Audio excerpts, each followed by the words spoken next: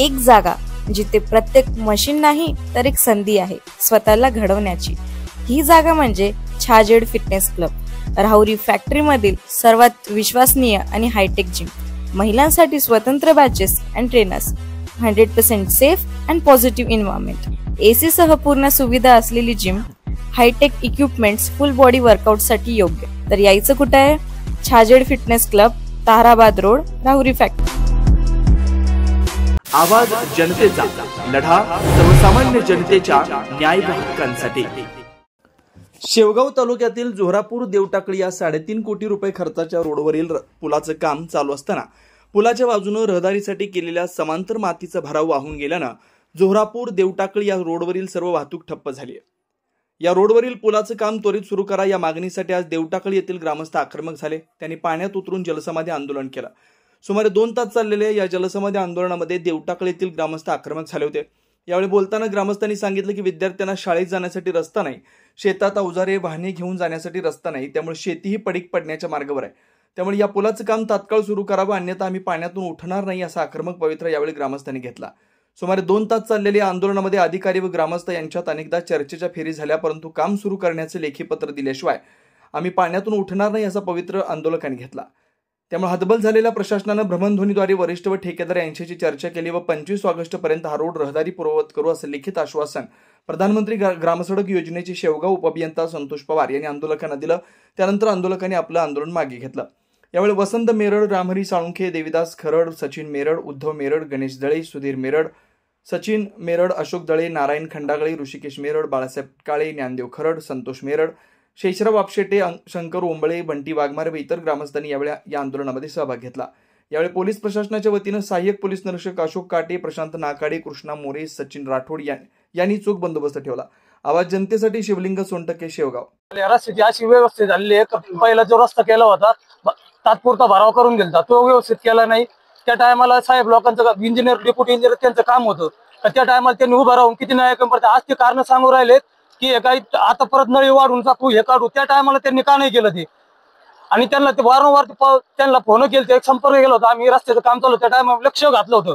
त्या टायमाला सुद्धा त्यांनी असंच आम्ही फोन केला का ते फक्त हा म्हणे तात्पुरता उडवडीची उत्तरं द्यायचे, मोकळे व्हायचे, ते काय डोकून बघत नव्हते। कालच्याला सुद्धा आमची इतकं आम्ही निर्णय केले, ते म्हटले बाय रस्ता तुम्हाला जे 3 किलोमीटर अंतर आहे आम्हाला सध्याला, ते आम्हाला 17 किलोमीटर अंतर भरतंय। 2 वेळे घाला ते मुलांना शाळेत आणून नेऊन सोडायला 34 किलोमीटर अंतर होते। आणि तो तेच सांगतात फ्लो कमी होणार आहे, हा फ्लो कमी होणार नाही, बॅकवॉटरचं पाणी येतंय, हे बॅकवॉटरचं पाणी 6 महिने कमी होणार नाही सध्याला सुद्धा आणखी, आणि वरून वाहणारं पाणी तर 3 महिने कमीच होणार नाही, हे सगळ्याला माहिती आहे। आणि ते तरी पण ते म्हणजे बाय तोपर्यंत पाणी थांबणार नाही, तोपर्यंत आम्ही करणार नाही। त्याला तसं नाही, आम्हाला लेखी स्वरूपात आजच्या आज पाहिजे, तोपर्यंत आम्ही आमचं आंदोलन संपवणार नाही। देवटाकळी जोहरापूर रेडीने देवर 2 वर्षापासून या रस्त्यासाठी आपण लढत आहे। संबंधित ठेकेदारने 2000 रुपयाने 200 डंपर देवटाकळी गावात विकले आहे, तरी या पाठपुरावा काय केला तर लेखी अर्ज दिले, लेखी अर्ज आपण संबंधित कार्यक्रमाला बातम्या दिल्या। पहिला अर्ज 2022 नाही घेतली दखल। काम चालू आहे, करू होई असा ठेकेदारने उडाउडीचे उत्तर दिले।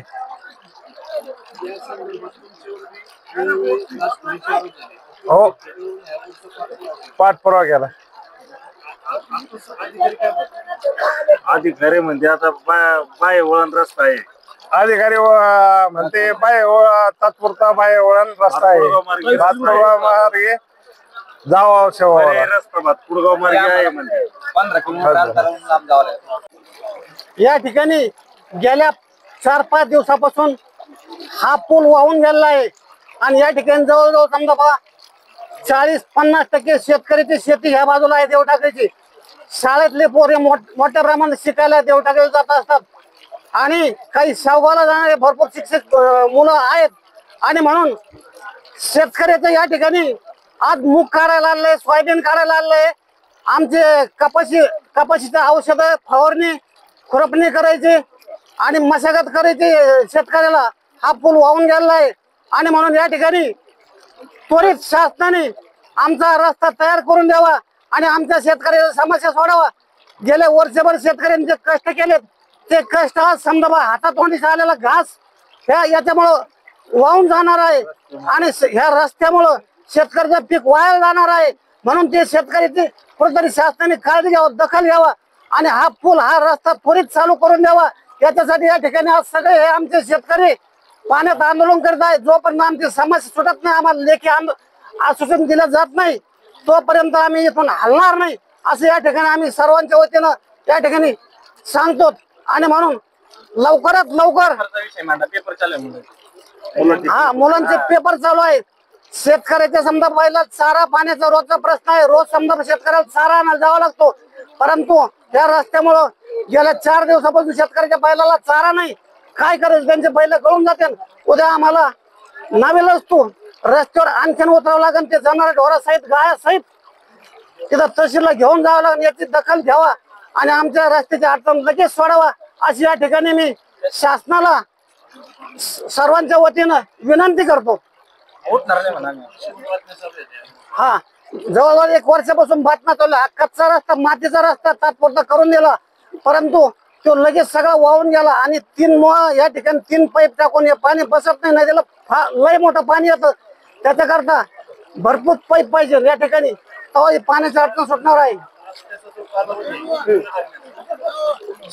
हा रस्त्यात जो कालावधी दिलता त्या ठेकेदाराला ते संपून गेलेला आहे आणि म्हणून तो ठेकेदार शेतकऱ्याला आरेची भाषा वापरतो. हा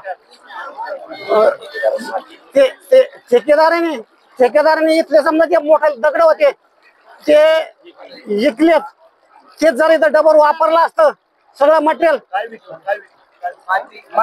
हे सगळं इथलं डबर होतं, रॉ मटेरियल होतं, पुलाचं रॉ मटेरियल होतं. आणि विषय म्हणजे आता नवनवीन घडामोडी आणि सत्य बातमी पाहण्यासाठी आजच आमच्या YouTube चॅनलला सबस्क्राईब करा, शेअर करा आणि लाईक नक्की करा.